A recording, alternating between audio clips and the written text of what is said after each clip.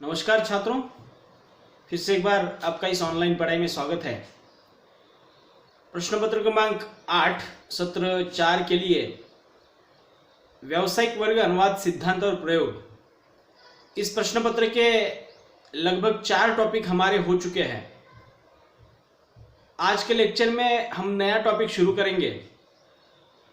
उसके पहले मैं आपको बताना चाहता हूं कि प्रश्न पत्र क्रमांक 8 के अंतर्गत जितने भी 9 प्रकार के जो टॉपिक दिए हैं उसमें हमने अनुवादक के गुण, मशीनी अनुवाद, अनुवाद से संबंधित संस्थाएं और अनुवाद परीक्षण, संपादन, मूल्यांकन, इसको हमने विस्तार से देखा है। आज हम अगला टॉपिक जो है हमारे पाठ्यक्रम में दिया हुआ अनुवाद की समस्याएं, इसको लेकर बात करेंगे और ये जानने की कोशिश करेंगे कि अनुवाद ये जो कार्य है प्रथम दर्शनी हमें सरल लगता है, आसान लगता है, लेकिन जब व्यवहारिक स्तर पर जब हम इसका अनुवाद करने के लिए लेते हैं तो कौन कौन सी समस्याएं उभरती है, तो इस पाठ के माध्यम से हम थोड़ा सा इसको समझने वाले हैं। हमारे पाठ्यक्रम में इस टॉपिक में साहित्यिक अनुवाद की समस्याएं, कार्यालयीन अनुवाद की समस्याएं, तकनीकी साहित्य के अनुवाद की समस्याएं, बैंक सामग्री से संबंधित अनुवाद की समस्याएं, विधि साहित्य के अनुवाद की समस्याएं, कोश एवं पारिभाषिक शब्दार्थ के अनुवाद की समस्याएं या निर्माण की समस्याएं, मीडिया के क्षेत्र के अनुवाद की समस्याएं, विज्ञापन के अनुवाद की समस्याएं, वैज्ञानिक क्षेत्र से संबंधित साहित्य के अनुवाद की समस्याएं, लगभग इतने प्रकार की समस्याओं का जिक्र किया गया है और हमें इनको विस्तार से देखना है। हम सभी को तो ये पता है कि अनुवाद का क्षेत्र जो है साहित्यिक क्षेत्र के साथ साथ साहित्येतर क्षेत्र में अनुवाद आज महत्वपूर्ण भूमिका निभा रहा है। इसका मतलब यह है कि अनुवाद आज बहुत सारे क्षेत्रों में काम करने के कारण संबंधित क्षेत्र की अपनी अपनी समस्याएं वहाँ पे उभरती है, उसको भी हमें इस टॉपिक में देखना है। अर्थात साहित्यिक अनुवाद की जो समस्या है वो साहित्यिक अनुवाद की समस्याएं वैज्ञानिक क्षेत्र के अनुवाद की सामग्री की समस्याओं को हम नहीं जोड़ सकते, क्योंकि उस क्षेत्र के अनुवाद की समस्याएं अलग ही वहाँ पे होगी। इसलिए अनुवाद करते समय जो समस्याएं उभरती है इसको हमें उस क्षेत्र के अनुसार देखना होगा और उसके आधार पर समझना होगा कि साहित्यिक अनुवाद में जो समस्याएं आती है और वैज्ञानिक क्षेत्र के अनुवाद में जो समस्या आती है वो कौन कौन सी है। असल में अनुवाद के संदर्भ में मैं आपको और एक बात बताना चाहता हूँ कि अनुवाद ये जो विषय है, विशेषता इसकी चर्चा जब ज़्यादा तौर पर शुरू हुई उसके पीछे कारण यही था कि अनुवाद में निर्माण होने वाली समस्याएं और उन समस्याओं पर क्या समाधान ढूंढा जाए, इसको लेकर ये अनुवाद का जो विषय है बहुचर्चित रहा और विवादास्पद रहा। मतलब इसके समस्याओं को लेकर बहुत सारे विद्वानों में मतांतर दिखाई देते हैं और ये भी बात यहाँ पे सामने आ गई कि किसी भी अनुवाद को लेकर अगर हम उसकी समस्याओं को ढूंढने की कोशिश करेंगे या उसको संख्याबद्ध रूप में आंकने की कोशिश करेंगे तो वो भी मुमकिन नहीं है, क्योंकि संबंधित स्रोत भाषा की सामग्री के अनुसार वहाँ पे समस्याएं उभरती रहती है। तो भाषा वैज्ञानिकों ने या अनुवादकों ने इसके संदर्भ में समस्याओं का ऐसा कोई निश्चित आंकड़ा हमारे सामने नहीं रखा कि इतने प्रकार की समस्याएं आती है, लेकिन व्यवहारिक स्तर पर जब अनुवाद किया जाता है तब वहाँ पे जो अनुवाद की समस्याएं उभरती है सामग्री के आधार पर, उन समस्याओं को थोड़ा सा मोटे तौर पर या सामान्य तरीके से जो समस्याएं सभी सामग्री में उभरती है उनको देखना हमारा इस टॉपिक का उद्देश्य है। अर्थात हमें आज ये देखना है कि अनुवाद करते समय कौन कौन सी समस्याएं उभरती है और वो विषय की सामग्री के अनुसार या क्षेत्र के अनुसार जो सामग्री बदलती रहती है उसके अनुसार वहाँ पे अनुवाद की समस्या भी बदलती रहती है, उसको भी थोड़ा सा हम यहाँ पे देखने वाले हैं।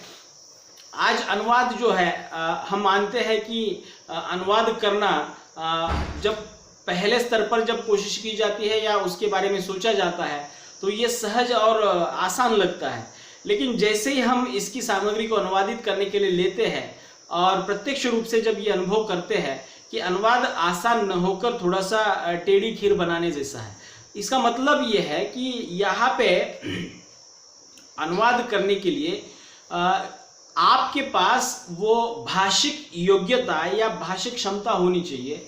साथ ही साथ आपको इस क्षेत्र का अनुभव होना चाहिए। आपने इसके ऊपर बहुत सारा चिंतन, आपने उसके ऊपर बहुत सारा अध्ययन जो है या पढ़ाई जो है की होनी चाहिए, तभी जाकर ये अनुवाद की समस्याएं जो है कम अधिक मात्रा में वहाँ पे आ जाती है। तो अनुवाद की विविध समस्याओं ने आज अनुवाद के प्रति सारी दुनिया का ध्यान आकर्षित किया है। मतलब उसको लेकर जब आज विचार किया जाता है तो बहुत सारी समस्याएं उभरने के कारण अनुवाद के संदर्भ में इन ट्रांसलेशन ऑफ प्रॉब्लम्स यहाँ पे ये इस रूप में वो बातें सोची जाती है। या एक बात ध्यातव्य है कि अनुवाद की समस्याओं की संख्या 2, 4, 8 मैं जो अभी बोल रहा था कि इसको संख्याबद्ध करना मुमकिन नहीं है, क्योंकि सामग्री के अनुसार वहाँ पे अनुवाद की समस्याएं अलग अलग रहती है। तो इसलिए ये निश्चित नहीं कहा जा सकता कि इतनी संख्या में अनुवाद की समस्याएं आती हैं। अनुवाद जितने प्रकार के होते हैं, साहित्य के अंतर्गत जितने अलग अलग प्रकार की विधाएं जो प्राप्त होती है, उन विधाओं के आधार पर भी अलग अलग वहाँ पे समस्याएं उभरती है। और विषय क्षेत्र या जितने भी अनुवाद के क्षेत्र है उसके आधार पर भी वहाँ पे अलग अलग समस्याएं वहाँ पे निर्माण होती है। तात्पर्य यह है कि अनुवाद की समस्याएं अनेक है, इतना समझ लीजिए। अनुवाद की समस्याएं बहुत सारी है और इसको हम एक एक करके उस संबंधित विषय को लेकर या उस क्षेत्र के सामग्री को लेकर उसको हम आंक सकते हैं। वस्तुतः प्रत्येक स्रोत भाषा सामग्री के अनुसार अनुवाद में अलग अलग किस्म की समस्याएं उभरती रहती है। अनुवाद विषय पर अब तक जिन विद्वानों ने अध्ययन, लेखन एवं विवेचन प्रस्तुत किया है, उन सबके विचारों अनुसार, इनके चिंतन के अनुसार यहाँ पे ये स्वीकार करते हुए कि स्रोत भाषा की सामग्री का दूसरी अर्थात लक्ष्य भाषा में समान अंतरण अनुवाद है। अर्थात जो हमने अनुवाद का विवेचन देखा है कि स्रोत भाषा में जो भी कुछ लिखा गया है उसका लक्ष्य भाषा में समान अंतरण, अंतरण से तात्पर्य यहाँ से मराठी से उठाना और उसको हिंदी में लेके जाना, लेकिन अर्थ के स्तर पर वो समान होना चाहिए, तो ये अनुवाद कहलाता है। लेकिन यह अंतरण जो है या यहाँ से मराठी से हिंदी में लाना, ये यथावत सहज निकट अपेक्षित होते हुए भी भाषिक भिन्नता के कारण इसमें थोड़ा बहुत अंतर आ जाता है और उसके कारण ही समस्याएं वहाँ पे निर्माण होती है। यह कार्य प्रत्यक्ष दर्शनी सरल तो लगता है, लेकिन जितना ऊपर से दिखता है सरल, उतना सरल वो नहीं है। इस प्रकार के कार्य में बहुत सारी कठिनाइयाँ आती है, बहुत सारी बाधाएं आती है और बहुत सारी सीमाएं उसकी निर्माण होती है और साथ ही साथ समस्याएं वहाँ पे पनपती है। तो इसको इन अनुवादों को, अनुवाद की समस्याओं को लेकर विद्वानों ने इन अनुवाद की समस्याओं को लेकर यहाँ पे उसका वर्गीकरण करने की वहाँ पे कोशिश की है और देखते हैं कि अनुवाद की समस्याएं निश्चित तौर पर संख्या के रूप में नहीं, लेकिन भाषिक स्तर पर और सामाजिक सांस्कृतिक समस्याओं के रूप में या अन्य समस्याओं के रूप में, अर्थात 3 प्रकार से इसका वर्गीकरण किया है। तो पहला जो वर्गीकरण है वो है भाषिक अथवा भाषाजन्य समस्याएं, अर्थात भाषा में मौजूद जो ध्वनियां हैं, शब्द है, पद है, वाक्य है, अर्थ है, इसको लेकर जो समस्याएं निर्माण होती है वो सभी के सभी समस्याएं भाषिक या भाषाजन्य समस्याओं के अंतर्गत उनको रखा गया है। दूसरा वर्गीकरण यहाँ पे किया गया है कि मौजूदा पाठ में जो सामाजिक सांस्कृतिक जो भी संदर्भ उभरते हैं उनको लेकर जो समस्याएं आती है वो सामाजिक सांस्कृतिक समस्याएं वहाँ पे उनको कहा गया है। और तीसरा वर्गीकरण इसमें बताया गया है कि अन्य समस्याएं, मतलब भाषिक स्तर और सामाजिक सांस्कृतिक संदर्भों के अलावा जो समस्याएं उभरती है वो अन्य समस्याओं के रूप में वहां पे अनुवादकों ने उसका वर्गीकरण किया है। इनको 3 भागों में विभाजित करने से इतना हुआ कि हमारे अध्ययन के लिए वो थोड़ा सा सहायता उससे मिलने लगी, क्योंकि बहुत सारी समस्याएं उभरती है लेकिन उनको कहाँ कैसे याद रखे या उसका एक क्रमबद्ध रूप से कैसे अध्ययन किया जाए, इसलिए ये जो वर्गीकरण किया गया है ये हमारी अध्ययन की सुविधा के लिए किया गया है। अर्थात इसमें स्पष्ट करना आवश्यक है कि भाषाजन्य समस्याओं के अंतर्गत आने वाली कुछ समस्याओं का केवल भाषा के साथ ही संबंध है, ऐसा नहीं है। देखिएगा, ये वर्गीकरण जो किया गया है बिल्कुल मोटे तौर पर किया गया है, अर्थात इसका संबंध ये है कि मतलब मुझे बताना क्या है कि भाषाजन्य या भाषागत जो समस्या उभरती है ये बिल्कुल या सिर्फ भाषा से संबंधित है, ऐसा नहीं है। क्योंकि भाषाजन्य समस्याएं सामाजिक सांस्कृतिक समस्याओं के साथ भी घुल मिल जाती है। तो इसको हम ऐसा नहीं कह सकते कि भाषिक समस्याएं या भाषाजन्य समस्याएं सिर्फ भाषा को लेकर सामने आती है, वो सामाजिक सांस्कृतिक समस्याओं को लेकर भी सामने आती है। जैसे जो कहावतें, मुहावरे, प्रतीक, बिंब, ये जो सामाजिक सांस्कृतिक संदर्भ जो होते हैं उसके साथ भी ये भाषिक समस्या का संबंध जो है वहां पे आ जाता है। इसलिए ये समस्याएं भाषिक समस्याओं के होने के साथ साथ सामाजिक सांस्कृतिक समस्याओं के अंतर्गत भी उसको रखा जा सकता है या उसके अंतर्गत हमें जोड़कर उसको समझना पड़ता है। अतः ये ध्यान में रखना होगा कि इसके बीच में हम यहाँ पे भाषिक समस्याएं और यहाँ पे सामाजिक सांस्कृतिक समस्याएं, इसके बीच में हम रेखा नहीं खींच सकते। मतलब दोनों जो है एक दूसरे के पूरक के रूप में या एक दूसरे से मिले जुले रूप में ये समस्याएं सामने आती है।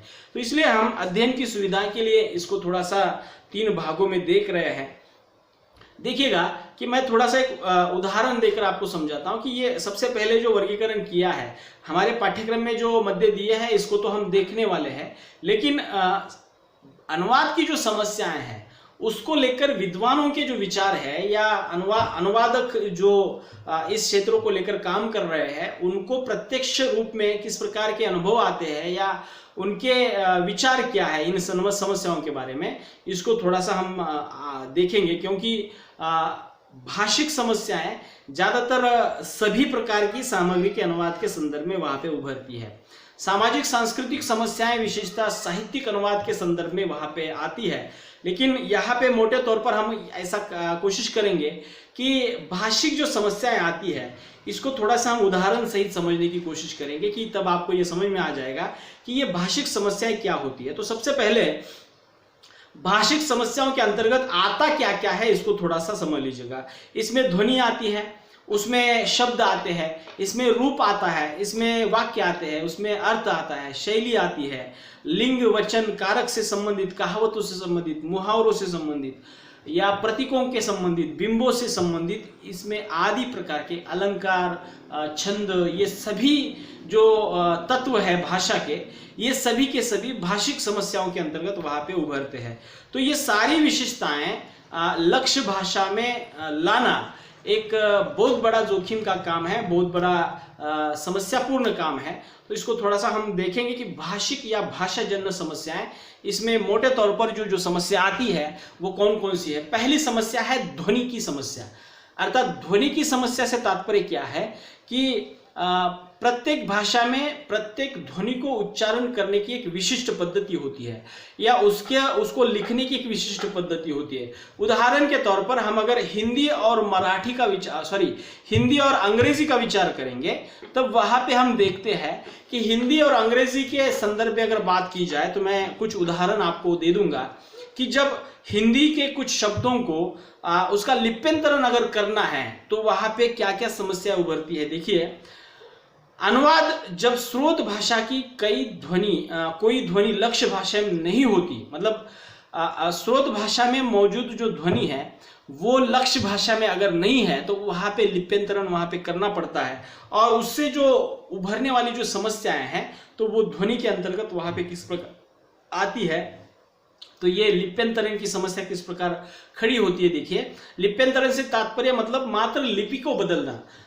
ध्वनियां जो लक्ष्य भाषा में शब्द मौजूद न होने के कारण उसको सिर्फ स्रोत भाषा से लक्ष्य भाषा की लिपि में उसको लिख देना। उदाहरण के तौर पर हिंदी में ट ठ त थ द ध ड ढ ये ध्वनियां हैं हमारे वर्णमाला में। ट ठ द ध ड ढ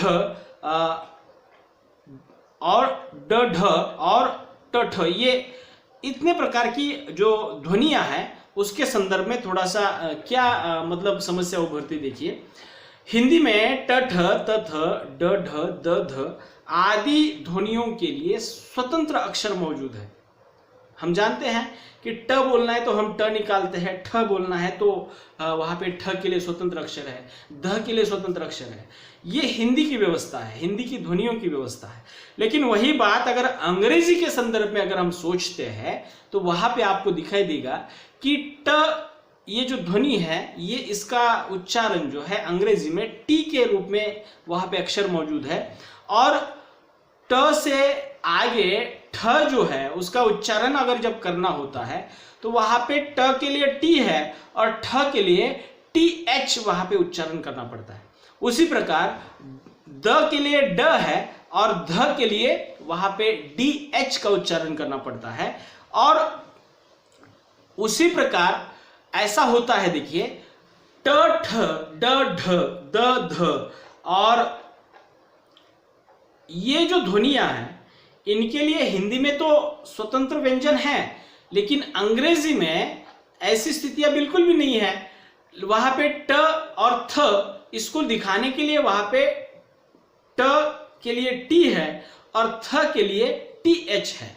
तो इसके कारण बहुत सारी समस्या किस प्रकार उभरती है। उदाहरण के तौर पर हिंदी के शब्द देखिएगा, दते, दाते, डटे, डेट, ये जो 4 प्रकार के शब्द जो है इनको अगर हमें लिप्यंतरण करना है या अंग्रेजी में इसको लिप्यंतरित करके लिखना है तो डटे, दते, दाते, डेट, इन सब के लिए DATE इतना ही वहां पे लिखना पड़ेगा या उसका लिप्यंतरण करना पड़ेगा।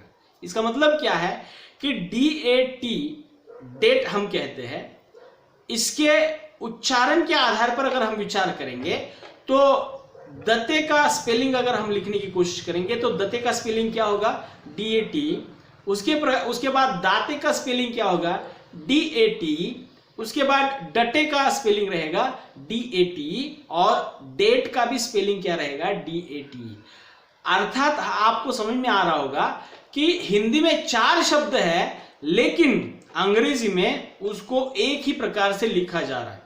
उसके पीछे की वजह यह है कि अंग्रेजी में जो विभिन्न प्रकार के व्यंजनों के लिए विभिन्न प्रकार की जो ध्वनियां वहां पे बोली जाती है वो वहां पे समस्या के तौर पर वहां पे उभरती है। तो मराठी में भी एक दिक्कत आती है, ल और ल, ये मराठी में स्वतंत्र ध्वनियां हैं लेकिन हिंदी में इसके लिए सिर्फ और सिर्फ ल का प्रयोग किया जाता है। तो ये भी एक समस्या के तौर पर, उदाहरणार्थ मराठी का शब्द है मुरली, मुरली शब्द के लिए अगर इसका अनुवाद करना चाहेंगे या उसको अनुवादित करने की कोशिश करेंगे तो उसको मुरली कहा जाता है और ये मुरली बन जाता है। लेकिन ये मुरली जब अनुवाद किया जाता है तो उसका अर्थ ही बदल जाता है। मुरली मतलब क्या है कि बंसी वाला कहना, अर्थात जिसको मुरली वाला भी कहा जाता है। तो इसलिए अनुवाद के संदर्भ में ध्वनि को लेकर जो समस्या उभरती है, वहां पे मौजूद जो व्यंजन है और उन व्यंजनों के लिए जो भी कुछ ध्वनियां वहां पे हम उच्चारित करते हैं उसके कारण यहाँ पे बहुत सारी बाधाएं जो है या समस्याएं उत्पन्न होती है। उसी प्रकार माड़ एक प्रकार का मराठी में शब्द आता है, माड़। असल में ये ग्रामीण परिवेश में माड़ शब्द जो है थोड़ा सा पहाड़ी या उसको कह सकते हैं कि पथरीला इलाका जो होता है उसको माड़ कहते हैं। लेकिन हिंदी में अगर इसके लिए ल का उच्चारण किया जाए तो ये माल, ये अलग ही अर्थ की तरफ चला जाता है। तो इस तरह से ये जो ध्वनिगत जो समस्याएं उभरती है तो बहुत बड़ी मात्रा में हम देखते हैं कि ये अनुवाद के संदर्भ में यहाँ पे आती है। उसी प्रकार ऐसे बहुत सारे शब्द हैं, तिलक, तिलक, तिलक अलग है, तिलक अलग है। ये सभी शब्द एक प्रकार से हमारे सामने ध्वनि की समस्याओं को लेकर सामने आते हैं। अगली समस्या जो उभरती है वो है शब्द की समस्या। अब शब्द की समस्या देखिएगा कि बहुत बार लगभग सभी प्रकार के सामग्री के अनुवाद में ये समस्या कॉमन है। अर्थात जो शब्द आते हैं मूल सामग्री में या स्रोत भाषा में, उसके लिए जैसा कि वैसा उस अर्थ को व्यक्त करने वाला शब्द देना, ये भी एक प्रमुख समस्या वहां पे आती है। तो देखते हैं, देखिए अनुवाद के संदर्भ में शब्द की भी समस्या बनती रहती है। कभी कभी एक ही शब्द अनेक भाषाओं में प्रचलित मिलता है, किंतु उसका अर्थ भी समान रूप से हो संभव नहीं है। एक ही शब्द है लेकिन स्रोत भाषा और लक्ष्य भाषा में भी वो मिलेगा, लेकिन दोनों भाषाओं में उस शब्द का अर्थ समान मिलेगा ऐसा कह नहीं सकते। भारत के द्रविड़ परिवार तथा आर्य परिवार की भाषाओं में 50% से अधिक समान संस्कृत शब्द मिलते हैं। देखिएगा, मराठी और हिंदी की विशेषता बात की जाए तो मराठी और हिंदी ये दो भाषाएं जो है संस्कृत से ही निर्माण हुई है, और उसमें ये सभी शब्द जो है लगभग सभी उसी रूप में वहां पे प्रयुक्त होते हैं।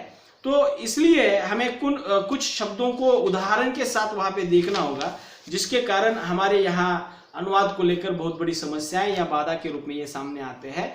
तो उदाहरण देखिए शब्द की समस्याओं को लेकर। संधि शब्द है, संधि मराठी में भी है, हिंदी में भी है। देखिए, या ऐसे कुछ उदाहरण हम देखेंगे कि जो मराठी और हिंदी में समान रूप से प्रयुक्त हो रहे हैं, लेकिन अर्थ के स्तर पर पूर्णतः भिन्न है।